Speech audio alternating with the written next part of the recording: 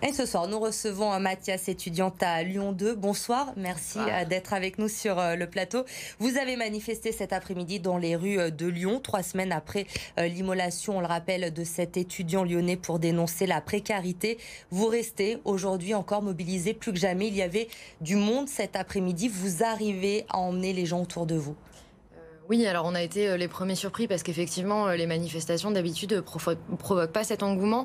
Mais avec les événements et puis aussi avec l'urgence de la situation, on s'est retrouvé à être environ 1500 quasiment dans les rues de Lyon à scander des slogans qui étaient très radicaux avec des revendications très claires. Et ça, ça redonne espoir dans le futur et ça montre bien qu'on est mobilisé et qu'on ne lâchera pas l'affaire. Alors cette manifestation, ce n'était pas la première depuis le geste de cet étudiant lyonnais devant le Crous. Vous avez l'impression tout de même que les choses ont bougé depuis ces dernières semaines ? Alors, je pense que les choses ont bougé au sens où les étudiants se rendent compte de leurs forces et se font confiance, reprennent confiance dans leurs capacités de mobilisation notamment. Par contre, au niveau des réponses apportées par le gouvernement et par l'université, c'est clairement pas satisfaisant en effet. Aujourd'hui, 20% des étudiants vivent sous le seuil de pauvreté en France. C'est un chiffre très important. Il faut une refonte de l'aide sociale étudiante selon vous aujourd'hui ? Oui, il faut une refonte et puis surtout il faut alors une refonte certes, donc pour revoir les fonctionnements par palier, etc. Mais surtout il faut de l'investissement financier, humain, personnel fort et urgent. Et ça, le gouvernement a un peu de mal, on voit. Vous demandez quoi justement aujourd'hui au gouvernement ? Quelles sont les mesures que vous voulez qui soient prises le plus rapidement ? En mesure d'urgence, évidemment, on veut la revalorisation des Crous, je vais la refaire. La revalorisation des bourses, en effet, donc pour plus d'étudiants et puis avec un montant plus élevé. Aujourd'hui, le seuil de pauvreté, c'est aux alentours de 900 €, il me semble. Une bourse étudiante à son maximum, c'est sur 10 mois et c'est 555 €. Donc on organise aussi la précarité des étudiants. Donc on demande ça, on demande aussi en fait les conditions pour vivre et étudier dignement. Ça veut dire avoir des logements décents et salubres et c'est déjà une grosse demande. Quand on voit les états des logements Crous à Mermoz notamment, mais aussi ailleurs, le prix des loyers qui sont beaucoup trop élevés pour les étudiants, notamment dans les grandes villes. On demande également une mise en place de réels moyens pour les personnes, donc plus d'assistantes sociales, plus de personnel pour les services de santé universitaires, plus de profs, plus d'administratifs. La fac fonctionne en sous-régime et ça, c'est pas possible de continuer comme ça. Alors pour le moment, Frédérique Vidal, la ministre de l'Enseignement supérieur, ne veut pas augmenter les bourses. Elle a été claire sur ce sujet. Elle souhaite en revanche une réforme du système dès le début de l'année. Elle l'a annoncé en fin de semaine dernière. Elle semble revenir un petit peu sur ses positions. C'est une bonne chose selon vous puisqu'il y aurait plus d'étudiants qui y auraient le droit. Elle a compris que ce système des bourses n'est plus adapté aux étudiants aujourd'hui. C'est très difficile de se satisfaire aujourd'hui parce qu'on a des annonces qui restent très floues. On n'a pas de réponse quand on est reçu au ministère, etc.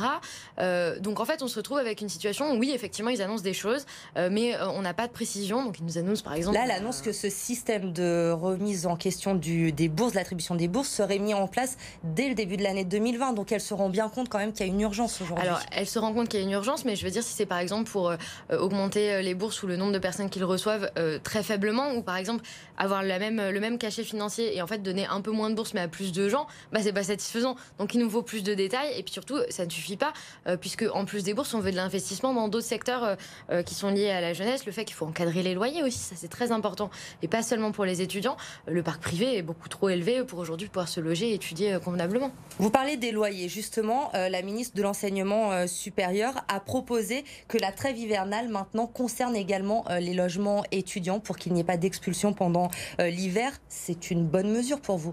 Alors effectivement, c'est toujours une de nos revendications jusqu'à ce qu'elle soit appliquée, évidemment. Donc on est content mais pas satisfait parce que ça va pas jusqu'au bout. En plus de la trêve hivernale, ce qu'on demandait, c'est que les logements Crous soient rebasculés sur des systèmes de garantie comme celle du logement public, parce qu'on a des systèmes de garantie qui sont pas les mêmes. N'importe qui gère le Crous peut rentrer dans votre logement Crous, même si vous êtes dedans, etc., sans token ni rien, parce qu'ils ont les clés. C'est quand même particulier, on n'est pas en internat, on est adulte. Enfin, il y a plein de choses à revoir. Il n'y a pas seulement cette question de trêve hivernale, même si elle est très importante et qu'on va veiller à ce qu'elle soit mise en place. Aujourd'hui, c'est 5,7 milliards d'euros consacrés aux aides étudiantes chaque année. Frédérique Vidal expliquait vouloir mettre en place un numéro de téléphone puisqu'il y a aussi ces aides d'urgence. Elle explique qu'il en reste en chaque année 15 millions qui ne sont pas utilisés puisque les étudiants ne sont pas forcément au courant. Il y a un manque de communication et d'information sur ce sujet des aides d'urgence. Alors, ce qu'on peut dire déjà, c'est que par exemple, notre camarade a demandé en fait les aides d'urgence au Crous plusieurs semaines avant de passer à l'acte. Et en fait, il a été renvoyé chez lui gentiment en disant qu'il faisait pas partie des critères. Donc, il y a les critères sont trop sélectifs pour ces aides d'urgence? Alors, j'en sais rien, mais en tout cas, il s'est fait renvoyer chez lui, du coup, pas chez lui, puisqu'en fait, il avait pas de logement, mais voilà, sur cette question-là. Donc, effectivement, il faut plus de communication, mais il faut peut-être aussi plus de moyens humains parce qu'il n'y a pas forcément assez d'assistance sociale pour gérer tous les dossiers. Et aujourd'hui, on est clairement en panne de communication. Par exemple, l'Université Lumière Lyon 2 a décidé de faire un récapitulatif mémo des numéros d'urgence, etc., de toutes les situations d'urgence. Elle refuse de les envoyer aux étudiants pour pas submerger le Crous et ne les enverra qu'aux personnes de l'université. Vous avez l'impression de ne pas être assez encadré dans le système universitaire aujourd'hui, d'être un peu laissé seul à vous-même? Très clairement, on est complètement...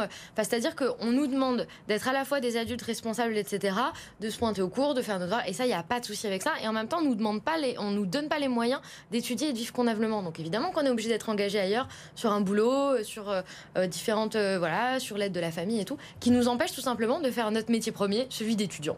Alors, on l'a compris, vous restez mobilisés, vous ne comptez pas vous arrêter là, même si ce blocage du campus était ponctuel, il n'y aura pas de blocage demain. Vous vous préparez en revanche pour le 5 décembre, puisque vous avez décidé de rejoindre cette convergence des luttes annoncée pour cette réforme des retraites. Vous serez présents également, les étudiants, le 5 décembre.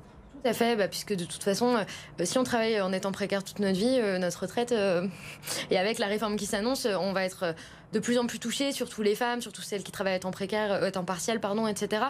Donc effectivement, on sera là aux côtés des travailleurs parce qu'on est nous-mêmes en fait des travailleurs. Merci beaucoup Mathias de nous avoir accordé ce moment ce soir sur BFM Lyon. Je vous rappelle, vous êtes étudiante à l'Université Lyon 2. C'était l'invité de Bonsoir Lyon.